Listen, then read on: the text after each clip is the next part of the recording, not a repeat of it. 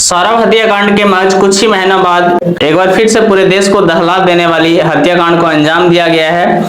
फिर वैसा ही मिस्ट्री और कुछ उसी तरह का कहानी फिर से देखने को मिला है। दोनों घटनाओं में बहुत कुछ समानताएं देखने को सुनने को मिलती है। तो आज हम लोग जानेंगे यूपी के सौरभ रस्तोगी हत्याकांड के बाद एक बार फिर से राजा रघुवंशी जो एमपी इंदौर का रहने वाला रहता है और पिछले 11 मई को दोनों एक वैवाहिक बंधन में बंधते हैं। आखिर शादी के कुछ ही दिन बाद ही ऐसी क्या मजबूरी हो गई, ऐसी क्या भावना आहत हो गई जो मामला जो है वो हत्या तक पहुंच गई और अपने ही पति की हत्या करनी पड़ गई।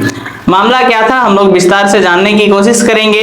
हालांकि इस हत्याकांड में अभी भी बहुत कुछ पर्दा उठने को बाकी है, लेकिन आज जब 9 जून को राजा रघुवंशी का पत्नी सोनम रघुवंशी ने पुलिस के सामने आत्मसमर्पण किया है, तो अब इस चीज से धीरे धीरे पर्दा उठना चालू हुआ है। हालांकि इस घटना को आज से 15-20 दिन पहले ही अंजाम दिया गया था, लेकिन इसका कोई सुराग नहीं लग पा रहा था और पुलिस उस आरोपी का तलाश अभी तक करने में नाकामयाब था। हालांकि इस घटना को आज से 15-20 दिन पहले ही अंजाम दिया गया था। 11 मई को दोनों की शादी होती है और 21 मई को दोनों हनीमून मनाने के लिए शिलोंग निकलते हैं। इसी क्रम में इस घटना को अंजाम दिया जाता है। मेघालय में हनीमून मनाने गए राजा रघुवंशी मर्डर केस के सस्पेंस से आखिरकार अब पर्दा उठता हुआ नजर आ रहा है। मेघालय पुलिस ने इस मामले में राजा की पत्नी सोनम रघुवंशी को गिरफ्तार कर लिया है और पता चला है कि सोनम राज कुशवाहा नाम के युवक से अफेयर चल रहा था और उसी के साथ मिलकर इस घटना को अंजाम दिया है। यह एक सुपारी किलिंग का मामला है। मेघालय पुलिस के डीजीपी ने यह जानकारी देते हुए बताया कि इंदौर का रहने वाले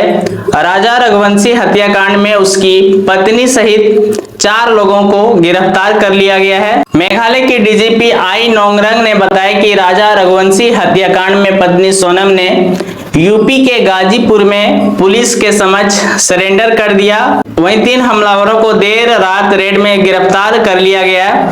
उन्होंने कहा कि एक व्यक्ति को यूपी से गिरफ्तार किया गया, वहीं अन्य 2 आरोपियों को एसआईटी की टीम ने इंदौर से गिरफ्तार किया। मेघालय में हनीमून के दौरान पति राजा रघुवंशी की हत्या कराने के आरोप में गिरफ्तार सोनम रघुवंशी ने चौंकाने वाला खुलासा किया है।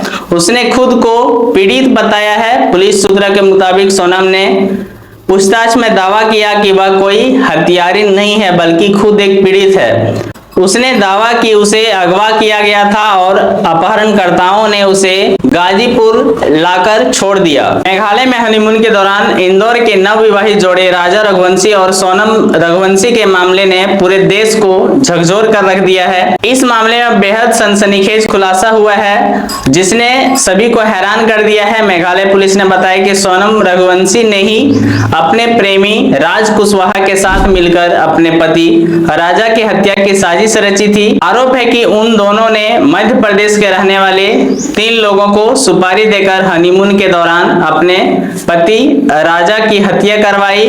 राजा रघुवंशी के भाई ने बताया कि सोनम का सनमाइका का बिजनेस है और राज कुशवाहा उसके ऑफिस में ही काम करता है। पुलिस की जांच में सामने आया कि राज कुशवाहा भी मध्य प्रदेश का ही रहने वाला है। पुलिस के मुताबिक वह इस हत्याकांड का मास्टरमाइंड है। उसी ने सोनम के साथ मिलकर एमपी के 3 लोगों को राजा रघुवंशी की हत्या के लिए हायर किया था। उन लोगों ने मिलकर मेघालय में हनीमून के दौरान राजा की हत्या कर दी और उसके बाद फिर सोनम अपने प्रेमी राज कुशवाहा के साथ भाग गई। यानी कि जिस तरह से आप सौरभ हत्याकांड में हुआ था कि मनाली में जाके अपना ट्रिप मना रहे थे, इसी तरह का कुछ कहानी इसमें भी हुआ है। हनीमून में गया, लेकिन हनीमून पति के साथ नहीं बल्कि अपने प्रेमी के साथ मना रही थी।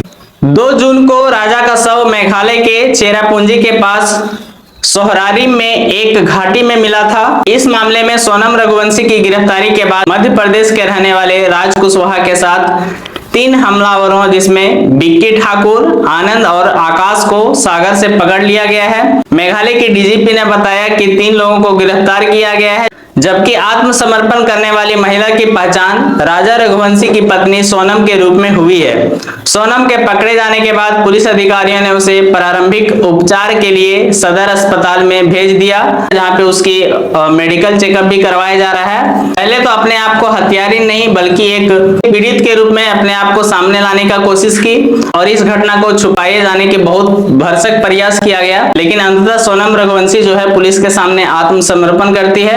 हालांकि इसकी क्या वजह रही होगी कि वो आत्मसमर्पण कर दी, क्या उसकी अंतरात्मा से आवाज आई कि जो गुनाह उसने किया है उसके लिए उसे सजा मिलनी चाहिए, या फिर इस कहानी में अभी भी और कुछ जानना बाकी है। लेकिन सवाल ये आता है कि आए दिन हमारे देश में, हमारे समाज में इस तरह की घटनाएं क्यों घट रही है, इसके पीछे क्या कारण है। अगर आपको शादी नहीं करनी थी, अगर वह लड़का पसंद नहीं था, तो आप पहले ही अपने घर वाले को बता देते। अभी के टाइम में ऐसा तो है नहीं कि जबरदस्ती आपकी शादी करवा देंगे। और आप एक बालिग थे और अगर आपके घर वाले किसी प्रकार का दबाव बना रहे थे तो आप कोर्ट में जा सकते थे, कोर्ट के द्वारा आप शादी कर सकते थे।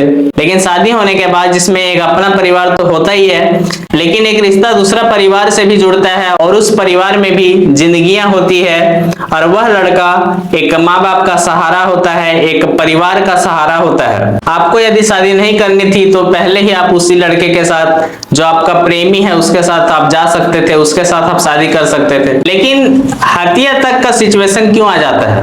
आप कभी भी, चाहे शादी के 2 महीना हुआ हो, चाहे 6 महीना हुआ है, चाहे साल भर हो, चाहे 2 साल हो, चाहे 10 साल हो, इंसान का जो दिमाग होता है वो कभी भी कहीं भी चला जाता है। लेकिन ऐसा सिचुएशन में हत्या क्यों। अगर कोई लड़का हो या लड़की हो, चाहे पति या पत्नी कोई भी हो, अगर एक दूसरे को पसंद नहीं है तो अभी के समय में कानून बना हुआ है, आप एक दूसरे से तलाक ले लीजिए। ऐसे लोगों से विनती है कि इस प्रकार का कदम ना उठाएं। फिर मिलते हैं किसी नई वीडियो में नई जानकारी के साथ, तब तक के लिए जय हिंद, वंदे मातरम।